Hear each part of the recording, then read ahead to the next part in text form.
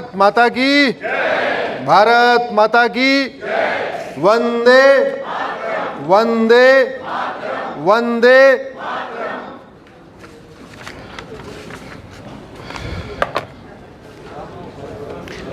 मैं सबसे पहले आदरणीय दत्ता जी को धन्यवाद देता हूं कि उन्होंने मुझे आप सबके सामने अपनी बात रखने का अवसर दिया।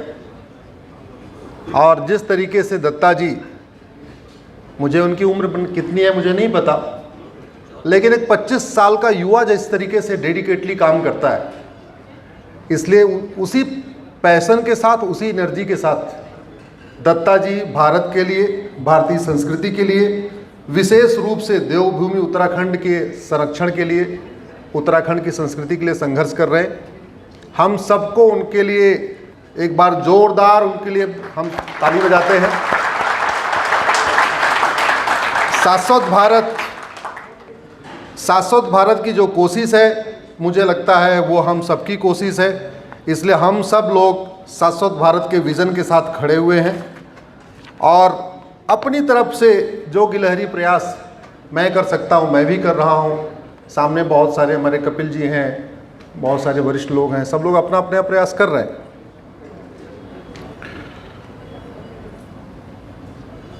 अभी कुछ दिन पहले फ्रांस 15 दिन जला है। 3 महीने पहले भी फ्रांस जला था। 3 महीने पहले जब वर्ल्ड कप चल रहा था तो वर्ल्ड कप में फ्रांस ने मोरक्को को हरा दिया था सेमीफाइनल में। उसके बाद पूरे फ्रांस में आगजनी हुई थी, लेकिन वो 3-4 दिन आगजनी हुई, इसलिए शायद सबको ध्यान नहीं आ रहा है। फ्रांस वर्ल्ड कप फुटबॉल के सेमीफाइनल में फ्रांस ने मोरक्को को हराया।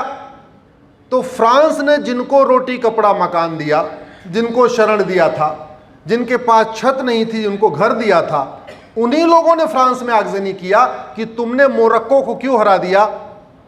मोरक्को चूंकि खुदा का स्थान है, या मोरक्को में ये कह सकते हैं ज़्यादा मुस्लिम्स हैं, तो फ्रांस की हिम्मत कैसे हुई मोरक्को को हराने की। और पिछले 15 दिन से भी जल रहा है। फ्रांस यूएन का परमानेंट मेंबर भी है, फ्रांस के पास वीटो पावर भी है, फ्रांस की पुलिस भी बहुत मॉडर्न है। हमारे यहाँ वाले AK-47 लेके चलते हैं, वहाँ वाले AK-56 क्या बल्कि उससे भी तगड़ी मशीन गन लेके चलते हैं। तो फ्रांस के पास वर्ल्ड क्लास एयरपोर्ट भी है, वर्ल्ड क्लास हाईवे भी है, वर्ल्ड क्लास स्कूल भी है, वर्ल्ड क्लास शॉपिंग मॉल भी है। तो आज हम जो कुछ बना रहे हैं वो फ्रांस 20-25 साल पहले बना चुका है। फ्रांस के पास राफेल भी है, और हमने तो अभी राफेल खरीदा है, फ्रांस के पास 20 साल पहले से राफेल है। हम अभी यूसीसी लागू करने जा रहे हैं, फ्रांस 25 साल पहले यूसीसी लागू कर चुका है। इसका मतलब जो कुछ फ्रांस में हुआ सब फेल हो गया। उसका वीटो पावर फेल हो गया, यूएन की परमानेंट मेंबरशिप फेल हो गई, यूसीसी फेल हो गया, राफेल धरा का धरा रह गया। यूएन के जितने परमानेंट मेंबर और भी हैं ना, उनको कोई बचाने आया। फ्रांस में कोई गया नहीं और फ्रांस जलता रहा। और जलाने वाले कितने? लगभग 50 लाख लोग। 50 लाख में भी सब थोड़ी जला रहे होंगे। 5 लाख लोग सड़क पे आए जिन्होंने पूरे फ्रांस में आगजनी फैला दिया। जो खतरा फ्रांस के सामने है उससे 50 गुना खतरा हमारे पास है। मैं इसलिए कह रहा हूं कि मैंने 2017 में PIL फाइल किया था।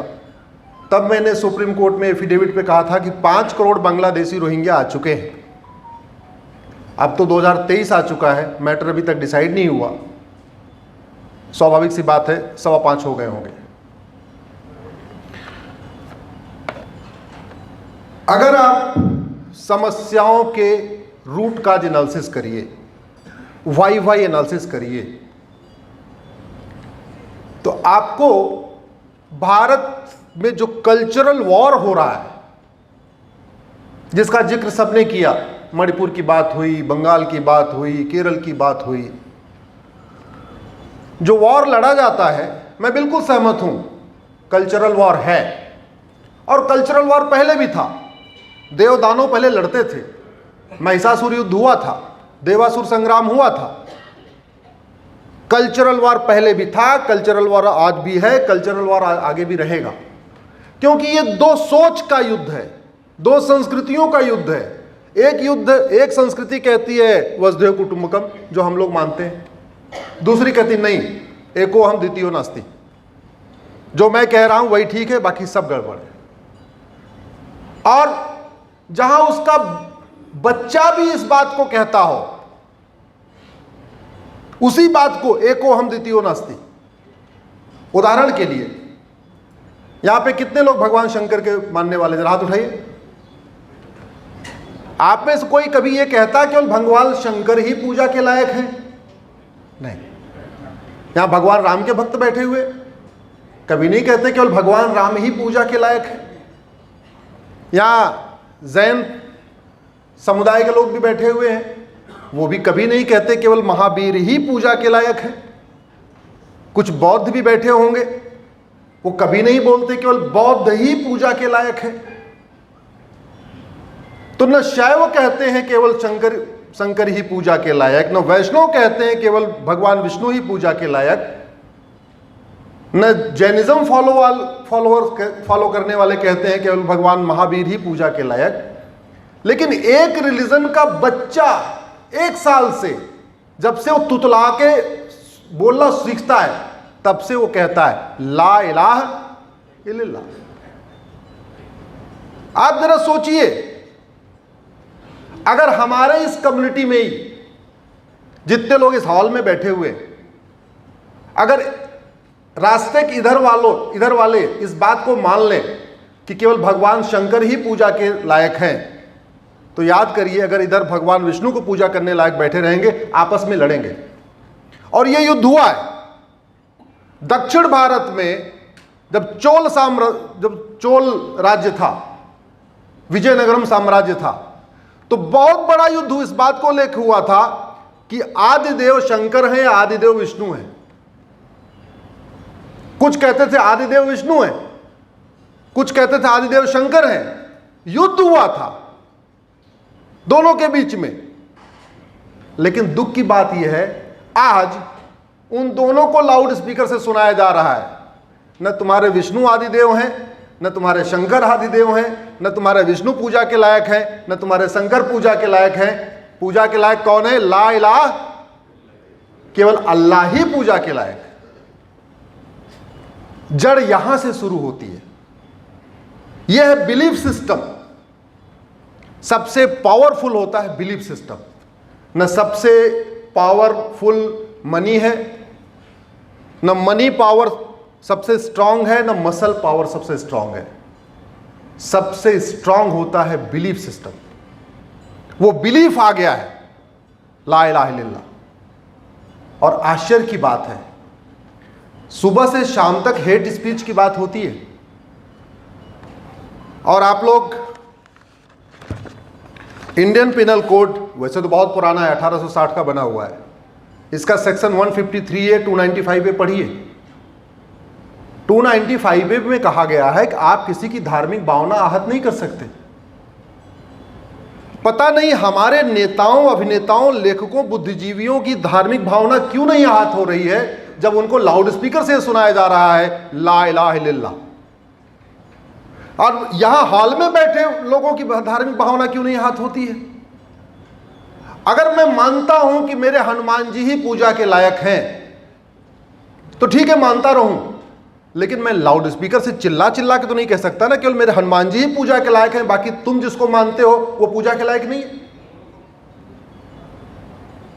और अगर मैं बचपन से यही सुनता आया हूं कि मेरे हनुमान जी ही पूजा के लायक हैं, मैं हनुमान जी की बात इसलिए कर रहा हूं क्योंकि मैं मांगलिक हूं और हनुमान जी की पूजा करता हूं। अगर मैंने अपने बच्चे को भी यही सिखा दिया बचपन से, हनुमान जी ही पूजा के लायक है, तो वो तो बंगाल में जाएगा तो तलवार निकालेगा, क्योंकि वहां तो लोग दुर्गा जी की पूजा करते हैं। निकालेगा। इसलिए मैं आप सबसे गूगल करता हूं, एक आर्टिकल बहुत अच्छा पब्लिश हुआ है, अजान इज ए हेट स्पीच। उसको गूगल करके पढ़िए आप लोग। अगर आप अजान की वर्डिंग्स को ध्यान से सुनिए और इंडियन पेनल कोड का सेक्शन 295A पढ़िए, फिर आपको समझ में आ जाएगा कि लाउड स्पीकर से, देखिए एक पर्सनल बिलीफ होता है कि मैंने सुन लिया, मैं ऐसा मानता हूं, मैं मानता हूं कि आदिदेव शंकर है, ठीक है, लेकिन सबको फोर्सफुली लाउड स्पीकर से चिल्ला चिल्ला के सबको बताना, सबको सुनाना, और दिन में एक बार नहीं 5-5 बार सुनाना, कम से कम ये काम भारत में तो नहीं होना चाहिए। क्यों नहीं होना चाहिए? क्योंकि हमने 26 नवंबर 1950 को एक शपथ लिया था। जितनी बात करूंगा सब केवल संविधान और कानून से करूंगा, इसके बाहर नहीं जाऊंगा। दत्ता जी जितना भी समय देंगे मैं केवल समाधान की बात करूंगा, क्योंकि ऐसे समस्या की बात करके कोई फायदा नहीं होने वाला। जब हमने 26 नवंबर 1950 को एक शपथ ले लिया, we the people of India have resolved to establish a sovereign country, एक संप्रभु राष्ट्र का निर्माण करेंगे जिसमें सब समान होंगे, सबको फ्री लिबर्टी ऑफ थॉट होगा, सबको इक्वल अपॉर्चुनिटी होगी, सबको जस्टिस होगा, यूनिटी नेशनल इंटीग्रेशन होगा, मतलब नेशन फर्स्ट की भावना होगी। उसके बाद कोई रिलीजन या कोई भी व्यक्ति भारत में रहने वाला जो ऐसे फिलॉसफी को मानता हो, ऐसे रिलीजन को मानता हो जो इस प्रियम्बल के टोटली अगेंस्ट हो,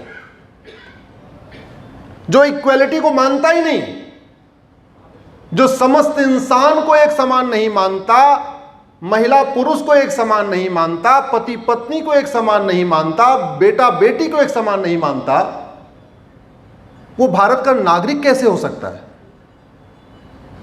इस पे आप गहराई से सोचिए। और मैं चाहता हूं कि यह वीडियो हमारे देश के जजों के पास पहुंचे, हाई कोर्ट और सुप्रीम कोर्ट के जज इस बात को समझे कि जब प्रियम्बल में, आप लोग गूगल करना बाद में, मैं तो चाहता हूं कि देश के सभी नागरिक preamble, fundamental right, fundamental duty और डायरेक्टिव प्रिंसिपल जरूर पढ़ें। यानी आर्टिकल 1 प्रियम्बल से शुरू करके फंडामेंटल ड्यूटी आर्टिकल 51A, इतना जरूर पढ़ें और उसको समझें, और उसका इंटरप्रिटेशन अरब के चश्मे से नहीं, ऑक्सफोर्ड के चश्मे से नहीं, कैम्ब्रिज के चश्मे से नहीं, भारत के चश्मे से करें। भारत का चश्मा लगा के संविधान पढ़ें तो न इस संविधान को बदलने की जरूरत है, न यही संविधान अपने आप में सारी समस्याओं का समाधान दे देगा। आर्टिकल 13 में हमने कह दिया कि अब संविधान लागू होने के बाद, अब से पहले यानी 26 जनवरी 1950 से पहले बने हुए जितने नियम कानून हैं जो इक्वेलिटी के खिलाफ हैं, जो जस्टिस के खिलाफ हैं, और केवल कानून नहीं बल्कि रीतियां भी, कस्टम भी, ट्रेडिशन भी, जो आर्टिकल 14, 15, 16 के खिलाफ हैं, जो प्रियम्बल के खिलाफ हैं, आज की डेट में वो सब नल एंड वाइड हो गए। गूगल करिए आप लोग बाद में, अभी नहीं, आर्टिकल 13 को गूगल करिए। अब मैं चाहता हूं इस देश के बुद्धिजीवी आर्टिकल 13 को पढ़ें, भारत के हाई कोर्ट, सुप्रीम कोर्ट के जज कम से कम दोबारा एक बार आर्टिकल 13 को पढ़ें। लिखा क्या है संविधान में? आर्टिकल 13 कहता है जो भी नियम कानून, जो भी रीतियां कॉन्स्टिट्यूशनल इथोस के खिलाफ हैं। कॉन्स्टिट्यूशनल इथोस क्या है? वो 6 शब्द जो हमारे प्रियम्बल में है। क्या है वो? Equality, justice, liberty, fraternity, unity, integrity. यानी जितनी रीतियां हैं, जितनी प्रथा है, जितने रिलीजन है, जितने नियम हैं, जितने कानून हैं, जो इक्वलिटी को नहीं मानते वो सब नल एंड वाइड हो गए।